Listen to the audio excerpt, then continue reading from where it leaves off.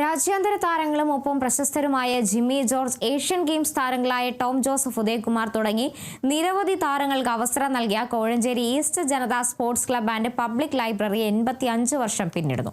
ഒരു ഇടവേളയ്ക്ക് ശേഷം ക്ലബിന്റെ നേതൃത്വത്തിൽ വോളിബോൾ മത്സരങ്ങൾ വീണ്ടും ആരംഭിക്കുന്നു.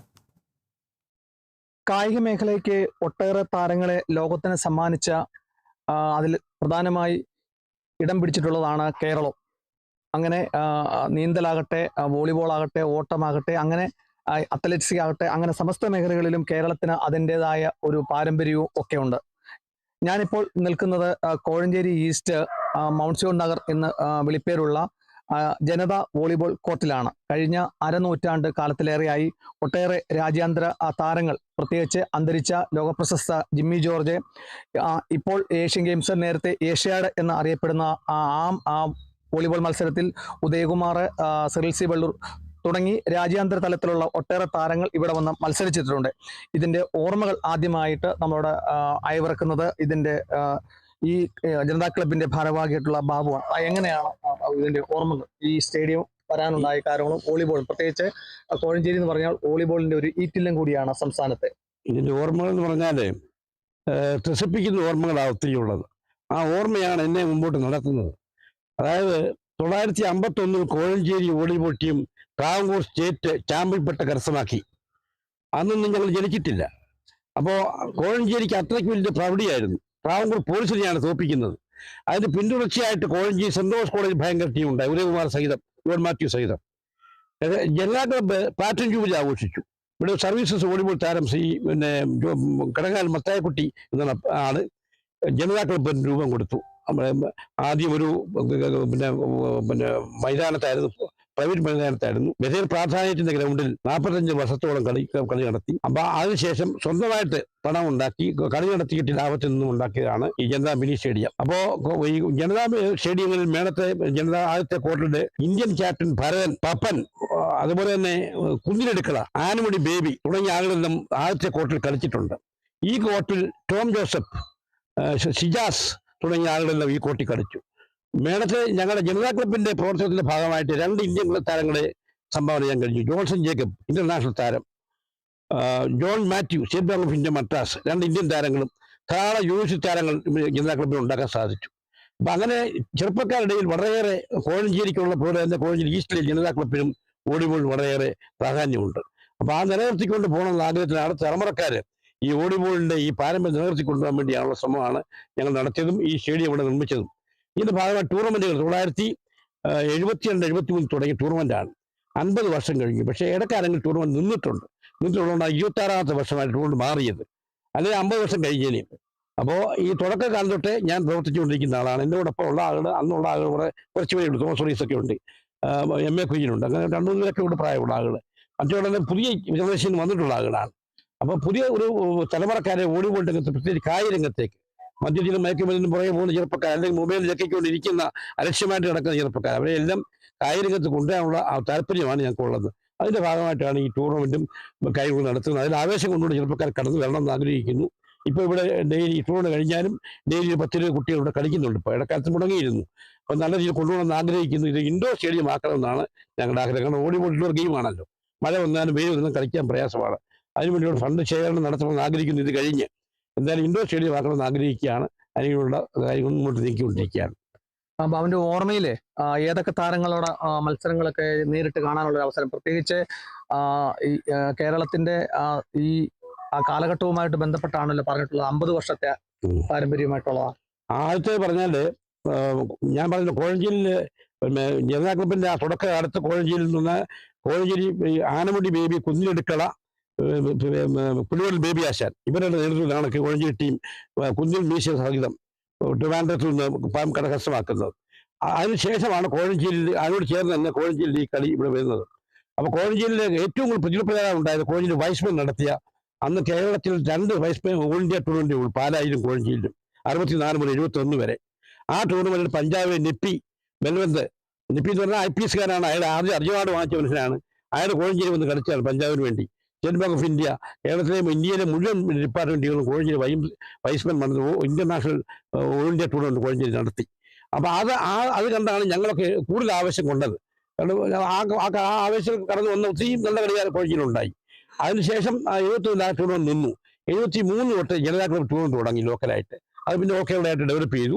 ഇങ്ങനെ വന്നത്. ഇപ്പോൾ കോഴഞ്ചേരിയിലെ ഈസ്റ്റിലെ ടൂർണമെന്റിൽ മികച്ച പ്രാർത്ഥനയുടെ ഗ്രൗണ്ടിലാണ് ടൂർണമെന്റ് നടത്തിയിട്ടുള്ളത്. അവിടെ ഈ കേരളത്തിലെ പ്രമുഖ കളിക്കാരെല്ലാം വന്ന് കളിച്ചിട്ടുണ്ട്. ജിമ്മി ജോർജ് കേരള ടീമുമായിട്ട് അവിടെ വന്ന് കളിച്ചു. ഈ മേളത്തെ ഞങ്ങളുടെ ആദ്യത്തെ കോർട്ടിൽ. ഇവിടെ ടോം ജോസഫ് അടക്കം വന്ന് ഈ കോർട്ടിൽ വന്ന് കളിച്ചു. 28-ാം തീയതി വൈകിട്ട് 7 മണിക്ക് സംസ്ഥാന ആരോഗ്യ വകുപ്പ് മന്ത്രി ശ്രീമതി വീണ ജോർജ് ഇത് ഉദ്ഘാടനം ചെയ്യും. ഗ്രാമപഞ്ചായത്ത് പ്രസിഡന്റ് ശ്രീ ജോമോൻ പുതുപ്പറമ്പിൽ അധ്യക്ഷത വഹിക്കും. എവിടൊക്കെയുള്ള ടീമുകളൊക്കെയാണ് ഡിപ്പാർട്ട്മെന്റ് ടീമിന് കേരളത്തിൽ തന്നെ ഇപ്പോൾ വളരെ ദൗർബല്യമുണ്ട്. KSAB-യും പോലീസുമാണ് പ്രധാനമായിട്ട് ഉദ്ദേശിക്കുന്നത്. പിന്നെ മറ്റ് ഇന്റർ ക്വാളിറ്റി ലെവലിൽ വിജയിച്ചിട്ടുള്ള ടീമുകളാണ് വരുന്നത്. തേവര കോളേജും സായിയുമായിട്ടാണ് ആദ്യത്തെ മത്സരം ഉദ്ദേശിക്കുന്നത്. ഇന്ന് വൈകിട്ടത്തേക്ക് ഫൈനൽ ഫിക്ചർ ആകത്തുള്ളൂ. എങ്ങനെയാണ് എവറോളിംഗ് ട്രോഫി ആണോ ക്യാഷ് ട്രോഫിയെ പറ്റി പറയാം. ട്രോഫി നമ്മുടെ പുരുഷ വിഭാഗത്തിൽ പിന്നെ Mathaikutty memorial, Kidangal Mathaikutty memorial volleyball trophy കൊടുക്കും. റണ്ണേഴ്സിന് മുൻ ഇന്ത്യൻ താരം കുഞ്ഞിനെടുക്കള മെമ്മോറിയൽ, കല്ലിങ്കത്ര PM മാത്യു മെമ്മോറിയൽ ട്രോഫി പുരുഷ വിഭാഗത്തിൽ. വനിതാ വിഭാഗത്തിൽ കൊടുക്കുന്നത് പിന്നെ പൊയ്യാൽ ജീവൻ മെമ്മോറിയൽ ട്രോഫി വിന്നേഴ്സിന്. റണ്ണേഴ്സിന് എടുത്തുന്ന കിഴക്കയിൽ ബോബി മെമ്മോറിയൽ ട്രോഫി. ഇതാണ് ട്രോഫിയുടെ വിതരണത്തിന്റെ. പുതിയ തലമുറയിൽ എങ്ങനെയാണ് ഇതിനെ കാണുന്നത്? ഈ പുതിയ തലമുറ പലപ്പോഴും ഈ കായിക മേഖലയിൽ നിന്ന് അകന്നു പോയിക്കൊണ്ടിരിക്കുകയാണ്. ആ സമയത്താണ് ഇത്തരം ടൂർണമെന്റുകൾ ഇവരെ തിരികെ കൊണ്ടുവരാനുള്ള വലിയൊരു പരിശ്രമമാണ്. നമുക്കറിയാം വലിയ സാമ്പത്തിക ബാധ്യതയൊക്കെ ഉണ്ടാകുന്നതാണ് ഇത്തരം ടൂർണമെന്റ്. അതുകൊണ്ട് തന്നെ ടൂർണമെന്റുകളെല്ലാം നിന്ന് പോയിക്കൊണ്ടിരിക്കുകയാണ്. പക്ഷെങ്കിൽ പുതിയ തലമുറ ഇതിൽ ആകർഷിക്കുന്നതിന് വേണ്ടിയാണ് ഇത്രയധികം എഫോർട്ട് ഇട്ടുകൊണ്ട് ബാബുച്ചാന്റെ നേതൃത്വത്തിൽ ഞങ്ങൾ കഴിഞ്ഞ കുറേ മാസങ്ങളായിട്ട് ഇതിനു വേണ്ടി പരിശ്രമിച്ചുകൊണ്ടിരിക്കുന്നത്. ഈ ഒരു ടൂർണമെന്റിലൂടെ പുതിയ നിരവധി ആൾക്കാരെ, പ്രത്യേകിച്ച് യുവജനങ്ങളെ കളിയിലേക്ക് ആകർഷിക്കാൻ കഴിയുമെന്ന് തന്നെയാണ് ഞങ്ങളുടെ പ്രതീക്ഷ. എന്തൊക്കെയാണ് ജനതാ ക്ലബിന്റെ മറ്റ് ആക്ടിവിറ്റീസ് ഒക്കെ പ്രവർത്തനം? 85 വർഷത്തിലധികമായി ജനതാ ക്ലബ്ബ് രൂപം കൊണ്ടിട്ട് ഇത്രയധികം പാരമ്പര്യമുള്ള ക്ലബ്ബുകൾ വളരെ ചുരുക്കമാണ്. അന്ന് മുതൽ തന്നെ തികഞ്ഞ അച്ചടക്കത്തോടെ പ്രവർത്തിക്കുന്ന ഒരു ക്ലബ്ബ് ആയതുകൊണ്ടാണ് ഇത്ര നാളും ഇത് പ്രവർത്തിക്കാൻ സാധിച്ചത്. ജനങ്ങളിൽ നിന്ന് പിരിക്കുന്ന പൈസ കൃത്യമായിട്ടത് കണക്കുകൾ ജനങ്ങളെ ബോധ്യപ്പെടുത്തുന്നുണ്ട്. ഓരോ ടൂർണമെന്റ് കഴിയുമ്പോൾ തന്നെ കണക്കുകൾ കൃത്യമായി അവതരിപ്പിക്കുന്നു. അതിന്റെ ബാലൻസ് പൈസ ഉള്ളത് ഈ കായിക മേഖലയുടെ വികസനത്തിന് വേണ്ടി മാത്രമാണ് വിനിയോഗിക്കുന്നത്. അതുകൊണ്ട് തന്നെയാണ് ഈ ക്ലബ്ബുകൾക്ക് ഈ കഴിഞ്ഞ നാളുകളിൽ മുന്നോട്ട് പ്രവർത്തിക്കാനായിട്ട് സാധിച്ചത്. ലൈബ്രറി കൗൺസിലിന്റെ ഫസ്റ്റ് പ്രസിഡന്റ് ജനതാ ക്ലബിന്റെ ഫസ്റ്റ് കേരള അസോസിയേഷൻ 66-67 അപ്രൂവ് ചെയ്തിരിക്കുന്നത്. അപ്പൊ അന്ന് കൊല്ലം ജില്ലയിൽ ഉള്ള ഏറ്റവും ശക്തിയായ ക്ലബ്ബാണ് ജനതാ ക്ലബ്ബ്. അതിന് ഫസ്റ്റ് പ്രസിഡന്റ് ആയിരുന്നത് പ്രഗത്ഭ വോളിബോൾ താരമായ ജീവൻ പുയ്യാലിനാണ്. അദ്ദേഹത്തിന്റെ ശിക്ഷണമാണ് ഞങ്ങൾക്ക് വളരെയേറെ പ്രയോജനം ചെയ്തത് ഞങ്ങളുടെ കാലഘട്ടത്തിലുള്ള ആളുകൾക്ക്.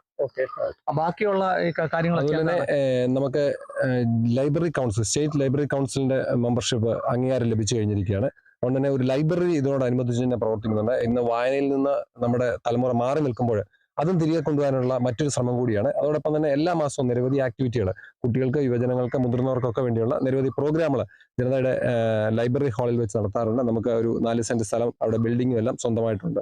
ഇതും നമ്മുടെ സ്വന്തമാണ് ഈ സ്റ്റേഡിയം. ഏറ്റവും അവസാനമായിട്ട് ഇപ്പോൾ സംസ്ഥാന സർക്കാരുമായി ചേർന്നിട്ടുള്ള എൻ്റെ ഗ്രാമം എൻ്റെ സ്റ്റേഡിയം എന്ന് പറഞ്ഞുള്ള ഒരു പദ്ധതി വരുന്നുണ്ട്. അതിൽ എങ്ങനെയാണ് ഈ സ്റ്റേഡിയത്തിലേക്ക് യാഥാർത്ഥ്യമാക്കാൻ? ആദ്യം തന്നെ ഞാൻ പറയുകയാണ്, കോഴഞ്ചേരിയുടെ വോളിബോളിന്റെ ഈറ്റല്ലമാണ് കോഴഞ്ചേരി. അതിൽ ഏറ്റവും ടോപ്പായിട്ട് നിൽക്കുന്നത് കോഴഞ്ചേരി ഈസ്റ്റ് ജനതാ സ്പോർട്സ് ക്ലബ്ബും ലൈബ്രറിയുമാണ്. എല്ലാ വർഷങ്ങളിലും ഇങ്ങനെ ടൂർണമെന്റ് നടത്തിക്കൊണ്ട് വോളിബോളിനെ മറക്കാതെ വീണ്ടും മുന്നോട്ട് കൊണ്ടുപോകാൻ വേണ്ടിയിട്ടാണ് നമ്മൾ ചെയ്യുന്നത്. ഇപ്പോൾ സാർ പറഞ്ഞ മാതിരി ഒരു പഞ്ചായത്തിൽ ഒരു സ്റ്റേഡിയം എന്ന ഒരു പ്രൊജക്റ്റ് സംസ്ഥാന ഗവൺമെൻറ് ഏറ്റെടുത്തിട്ടുണ്ട്. അതിൻ്റെ പ്രവർത്തനങ്ങളൊക്കെ നടക്കുന്നുണ്ട്. അപ്പോൾ അന്ന് ഞാൻ പ്രസിഡന്റ് ആയിരുന്നപ്പോൾ കോഴഞ്ചേരി ഗ്രാമപഞ്ചായത്തിന് ഒരു സ്റ്റേഡിയം ആവശ്യമാണ്, ഒരു ഇൻഡോർ സ്റ്റേഡിയം ആവശ്യമാണെന്ന് കൊടുത്തിട്ടുമുണ്ട്. അതിൻ്റെ പ്രവർത്തനം നടക്കുന്നുണ്ട്.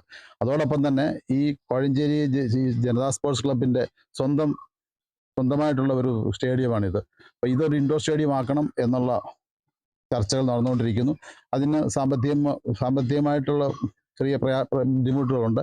എങ്കിലും ബാബുച്ചാന്റെ നേതൃത്വത്തിൽ നമ്മൾ ആന്റണിക്കൊക്കെ ലെറ്റർ കൊടുത്തിട്ടുണ്ട്. ഇതൊന്ന് ഇൻഡോർ സ്റ്റേഡിയം ആക്കണം, ഗവൺമെന്റ് സഹായമില്ലാതെ ചെയ്യാനൊക്കത്തില്ല. അങ്ങനെ ഒട്ടേറെ രാജ്യാന്തര താരങ്ങളെയൊക്കെ വളർത്തിയെടുക്കുകയും അവർക്കൊക്കെ വേദി ഒരുക്കിയിട്ടുള്ള ജനതാ ക്ലബ്ബ്, കോഴഞ്ചേരി ജനതാ ക്ലബ്ബ് വീണ്ടും ഒരു തുടർച്ചയുടെ വക്കിലേക്ക് എത്തിയിരിക്കുകയാണ്. അതിനുവേണ്ടി എല്ലാവിധ ജനങ്ങളുടെയും പിന്തുണയാണ് അവരെ ആഗ്രഹിക്കുന്നത്. അവർ വീണ്ടും വരും വർഷങ്ങളിൽ മത്സരങ്ങളുമായി മുന്നോട്ട് പോകുമെന്നാണ് അതിന്റെ സംഘാടക ഭാരവാഹികളൊക്കെ നമ്മളോട് അറിയിച്ചിട്ടുള്ളത്. കേരള വിഷൻ ന്യൂസിനു വേണ്ടി ക്യാമറാമാൻ പ്രദീപ് അങ്ങാടിക്കലിനൊപ്പം പ്രസാദ് MJ, പത്തനംതിട്ട.